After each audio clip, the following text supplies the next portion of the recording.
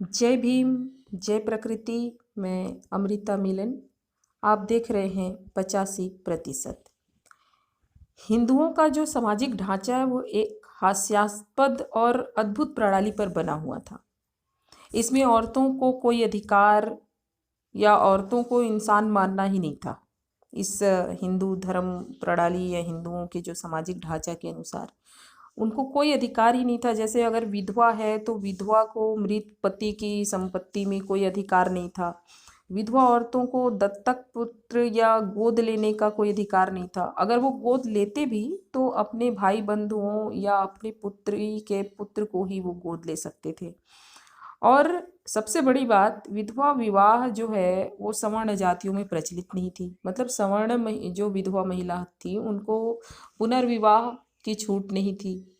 और अगर इन सबको ताक पे रखकर कोई विधवा स्त्री शादी कर भी ले तो उसकी संतान को अवैध माना जाता था।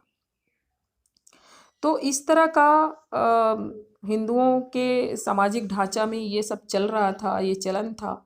और सबसे विडंबना ये है कि भारत देश में इतने हिंदू नेता हुए लेकिन किसी भी नेताओं ने ये कर्तव्य नहीं समझा कि वो भारत के हिंदुओं को अन्य सभ्य जातियों की तरह धार्मिक तौर पर ना सही तो कम से कम सामाजिक तौर पर इन्हें कोई साझा या एक पर्सनल लॉ बनाने के लिए जोर देते।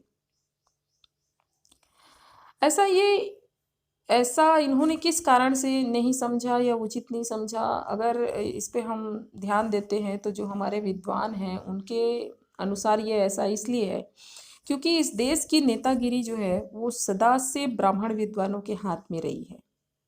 उन्हें सदैव यह ध्यान रहता था कि उनके धर्म शास्त्रों ने ब्राह्मणों के लिए जो कायदे कानून बनाए हैं वही उचित है, और उन्हें तोड़कर कोई नया सामाजिक ढांचा बनाना उन्हें इसलिए भी अभिष्ट नहीं था, मतलब सही नहीं लगता था, क्योंकि धर्म शास्त्रों के आधार पर जो महत्व और गौरव उनको प्राप्त है वो नया सामाजिक या एक समान सामाजिक कानूनी व्यवस्था बनाने से जो आदि काल से उनको प्रभुत्व मिल रहा था उसके समाप्त हो जाने का उनको डर था। जैसे धर्मशास्त्रों ने इन्हें भूमि पर बसने वाले संसार के देवता के रूप में इनको कहना चाहिए प्रस्तुत किया है, और धर्मशास्त्रों ने इन्हें अनुलोम विवाह करने की छूट भी दे रखी है। अर्थात अनुलोम विवाह अर्थात ब्राह्मण वर्ण वाला व्यक्ति क्षत्रिय, वैश्य और शूद्र वर्ण की तीनों जातियों की जो स्त्री है इनके साथ अपने काम की तृप्ति कर सकता है। ऐसा कुकृत्य मालाबार में कुछ वर्ष पहले ही समाप्त हुआ, जबकि मालाबार में नंबूदरी ब्राह्मण जो है वो नंबूदरी ब्राह्मण जो है वो जगत गुरु शंकराचार्य की जाति वाले हैं, और नायर मतलब शूद्र, तो शूद्रों की लड़कियों के साथ संबंधम नामक विवाह करते थे। ऐसी लड़की को अपने माता पिता के घर ही रहना पड़ता था, और ये जो नंबूदरी ब्राह्मण जो है ये रात के अंधेरे में उस नायर लड़की के पास जाता था, जो उसके माँ बाप के घर में रहती थी उसके पास जाता था और उससे संतान भी पैदा करता था।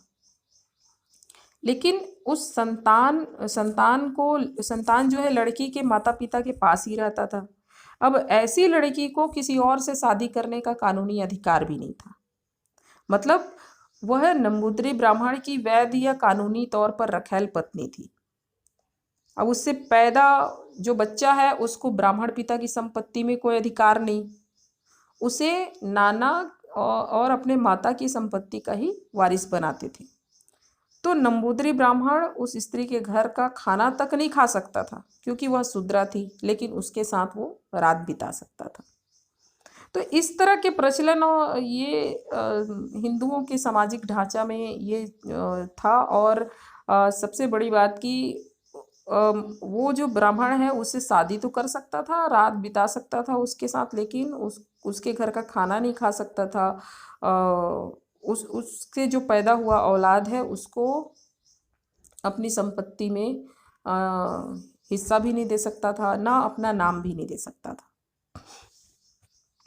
सर शंकरन नायर ऐसा पहले व्यक्ति थे जिसने इस प्रकार के व्यभिचार के खिलाफ आवाज उठाई थी। और ऐसे भी मिसालें दी जाती हैं, जैसे ब्राह्मणों ने अपनी कामाग्नि को शांत करने के लिए क्षत्रिय, वैश्य और शूद्र स्त्रियों से रति विवाह किए हैं। कहने का तात्पर्य यह है कि भारत की नेतागिरी सदैव ब्राह्मणों के हाथ में रही है। विद्या प्राप्त करने में इनकी इजारादारी या मोनोपोली तो धर्मशास्त्रों ने इन्हें दे ही रखी थी। ऐसी हालत में ब्राह्मण नेताओं को हिंदू कोड जैसी कानूनी संहिता बनाने की क्या जरूरत थी। वो महिलाओं को कोई अधिकार देना ही नहीं चाहते थे, क्योंकि उनकी इस तरह की मनमानी और आज़ादी पे रोक लग जाता। जबकि दूसरी तरफ बाबा साहब डॉक्टर अंबेडकर ऐसे थे जो एकदम प्योर मानवतावादी और घनघोर न्यायवादी व्यक्ति थे। वो चाहते थे कि हिंदुओं के लिए एक समान पर्सनल लॉ कानून बने, जिससे समाज की जो बुराइयां हैं, कुरीतियां हैं, वो दूर हों।